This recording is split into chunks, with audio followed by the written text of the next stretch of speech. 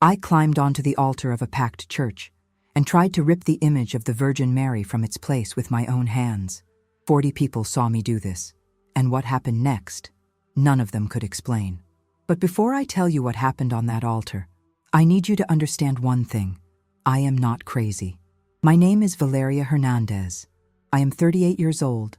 I am a lawyer, and I spent most of my life believing that logic solves everything. That with effort, discipline, and the right strategy, any problem has a solution. In the courts, I learned this in practice. Every conflict has a path. Every pain has an answer. Until a pain appeared that didn't obey any rules. And it was that pain that led me to that altar in that church. It all started with a simple desire. My husband Ricardo and I wanted to have children. At first, it was just joy. We made plans, imagined what the house would be like with toys scattered on the floor, with little voices running through the hallways. But the months went by, and nothing happened. The tests came, then the specialists, the expensive medications, the painful procedures, the clinics where other couples also waited with the same tired look we had, and always the same result, nothing.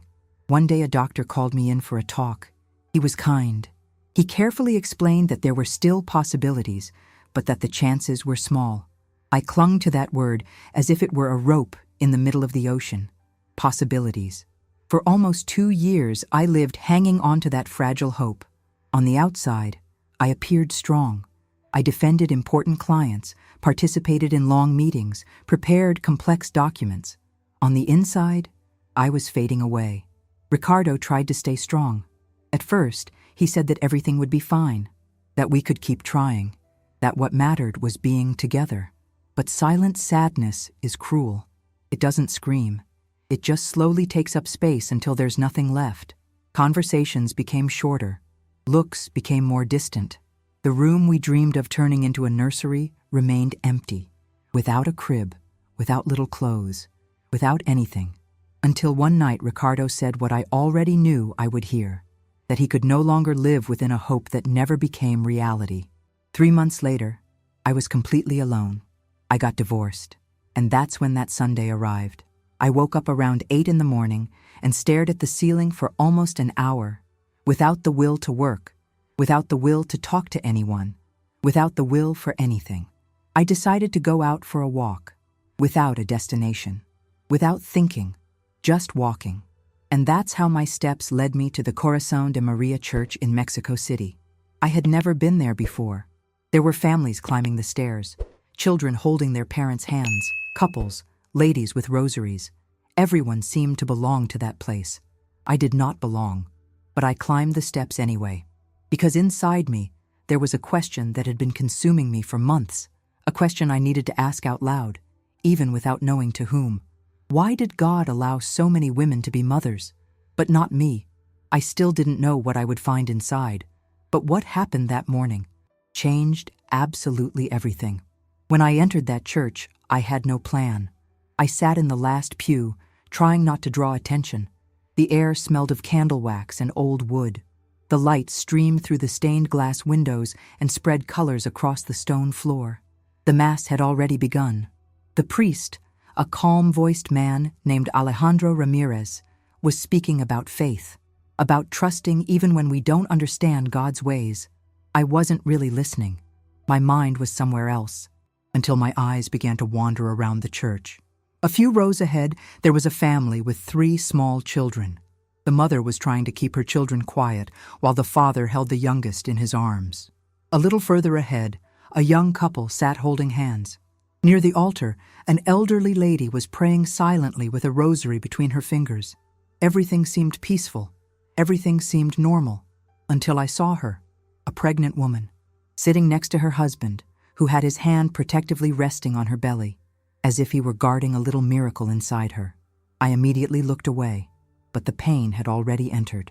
Father Alejandro continued speaking about trusting in God even when everything seems broken. And I thought, trusting is easy when life is going well. Trusting when you've lost your marriage, lost hope, and are alone on a Sunday morning. That is a completely different story. It was then that my eyes found the image. On the left side of the altar, a statue of light marble, the blue mantle falling over her shoulders, her hands extended forward as if ready to welcome anyone who approached. The face conveyed a calm that I couldn't feel. The priest invited everyone to stand and pray the Hail Mary. The voices began to unite slowly. Hail Mary, full of grace. I remained seated, my eyes fixated on that image, and that's when something began to grow inside me. First came sadness, then frustration, and then came something much stronger. Anger. Anger at God. Anger at life. Anger at all the women who could be mothers while I couldn't. Blessed art thou among women. The voices continued praying. I didn't notice the exact moment I stood up. I just realized I was already walking down the center aisle of the church, towards the altar, towards that image, and at that moment, I was no longer thinking like a lawyer. I wasn't calculating consequences. I wasn't thinking about the 40 people who were watching me. I was thinking like a woman who had lost everything she ever wanted in the world, and who needed in some way to scream this to someone, even if that someone were a marble statue. I can still remember the sound of my own footsteps echoing down the hallway, each step firmer than the last. Father Alejandro stopped speaking. He looked at me with a confused expression, trying to understand what was happening. I didn't know how to explain either. I climbed the steps to the altar. The voices of prayer began to fade. Some people fell silent. Others just watched, motionless, as if they were witnessing something they weren't sure was real. I walked straight up to the image. The white marble felt cold under the candlelight. For a second, I just stared at that face. Serene, calm, maternal. And that hit me like a wave. I thought of all the nights I cried alone in the bathroom so my husband wouldn't hear. Of all the doctor's appointments. Of all the negative tests I threw in the trash before leaving the bathroom. Of all the times I knelt and begged God for a single chance. Just one chance. I reached out my hands and held the statue. My intention was simple. I wanted to rip it from the pedestal. I wanted to knock it to the ground. I wanted to break that symbol that represented everything I believed God had denied me. I pulled hard. Nothing happened. The image didn't move. I pulled again, now with all my strength. My whole body was tense. My breath was quickening. I knew how to handle weight. I knew how to move objects. But that statue simply wouldn't budge. Not a centimeter. It was as if it were glued to the floor in an impossible way. People murmured behind me. I pulled one more time. And it was then that I felt something strange. A warmth. In the palms of my hands first. Then rising up my arms. Then reaching my chest. I looked at the marble trying to understand. But it remained exactly the same. White. Cold. Motionless. The warmth wasn't coming from the statue. It was coming from inside me. My body started to tremble. I let go of the image and took 2 steps back. And in that instant, my legs simply gave out. I fell to my knees on the altar floor. The silence inside that church was absolute. No one spoke. No one moved. It was the kind of silence that weighs, that occupies space, that makes you hear your own heartbeat. And then everything I had kept inside me for years came pouring out all at once. I started to cry. It wasn't a silent, discreet cry, one that tries to maintain composure. It was a deep, desperate cry, the kind that seems to tear something from inside your chest that has been trapped for too long. And I screamed. I just wanted to be a mother. My voice echoed throughout the entire church. That's all I wanted. Why can they all, and I can't? I wasn't speaking to the people. I was speaking to God, or maybe to that image before me, or maybe to both. I did everything right. I tried everything. I just wanted a child. My hands were resting on the cold stone floor. My body was trembling. The tears wouldn't stop. And it was in that moment, kneeling on the ground, completely broken, that something happened that I still can't quite explain. I felt as if someone had knelt beside me. A presence. It wasn't visible. It didn't have a form, but it was as real as the cold ground under my knees was real. And for the first time in a long time, the pain inside my chest began to ease. I don't know how long I stayed kneeling on that ground. It could have been 5 minutes. It could have been 20. Time inside that church worked differently. When I lifted my face, silence still dominated the place. People continued to look at me. Some seemed frightened. Others had tears in their eyes. An older woman clutched her rosary against her chest with both hands. Father Alejandro approached slowly. He didn't seem angry. He didn't seem irritated. He just extended his hand like someone who wants to help another person up, without needing to understand the reason for the fall. I accepted the help. My legs were still trembling. "Are you okay?" he asked in a calm voice. I didn't answer, because the truth is, I wasn't okay. But I also wasn't the same as before.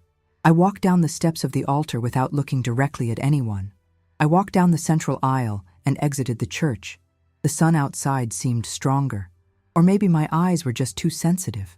I started to walk back home. My mind was confused. I couldn't explain why the image hadn't moved. I didn't understand that strange warmth in my hands, nor that feeling of presence when I was kneeling on the ground. But something inside me had changed. The pain still existed. It just didn't seem impossible to bear anymore. I went back to work a few days later. I tried to resume my routine, focus on the processes, the meetings, the documents. But I was a different person and still didn't know why. Until a few weeks later, a colleague named Carolina Duarte approached me during a break. She was organizing some papers when she spoke almost in passing, like someone commenting on the weather. "Valeria, have you heard of the Santa Maria Orphanage? They need legal help with some administrative issues. I thought of you. Normally, I would have declined without thinking twice. At that time, I avoided anything involving children. It was self-preservation. I knew my limits. But that day, something was different. Maybe I can help," I replied. And to this day, I still can't quite explain why I said that. A few days later, I was in front of a simple building with light-colored walls and a small garden at the entrance where some children were playing. Sister Teresa welcomed me with a calm smile, one of those smiles that seem to have no hurry. The work was simple: reviewing documents, advising on legal issues, helping with the institution's paperwork. Just work. That's what I kept telling myself. But soon I realized that my attention always returned to the same place: a corner of the courtyard, or near a window, where a girl with dark hair tied in a small ponytail sat quietly, observing everything around her with attentive eyes that seemed older than they should be. One day, I asked Sister Teresa who that girl was. "Lucia," she replied. "She has been here for a few months. She has gone through some foster families that didn't work out. She doesn't talk much." At that moment, I felt something I couldn't name right away, a kind of silent recognition, as if that child and I carried a similar pain without ever having spoken to each other. Two people that the world had left behind, and somehow we had arrived at the same place. I still didn't know what that meant, but I was about to find out.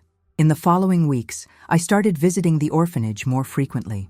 One day, during a break, I sat on a bench in the garden. The afternoon sun filtered through the trees. I heard light footsteps approaching. It was Lucia. She stopped a few meters away, as if deciding whether she should speak to me or not. I smiled. "Hello." She took a moment, but then replied, "You look sad." I was silent for a few seconds. "Sometimes I am." She sat on the other side of the bench. "Do you have children?" I took a deep breath. "No." She looked down at the ground. "I don't have a mother either." That simple sentence pierced my heart in a way I didn't expect. In the following months, we talked more and more. She waited for me to arrive. She sat nearby while I worked. She told me stories from school in that small, serious voice. And that pain that once felt like an impossible void began to make room for something else. Something told me to adopt Lucia. Something warmed my heart when I thought about it. It was strange, but it was also a feeling of fulfillment.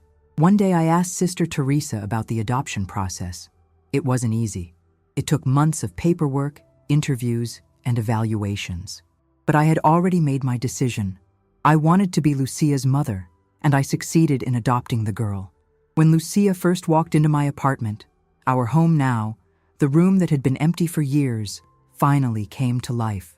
A small bed, books scattered around, drawings taped to the walls, and laughter.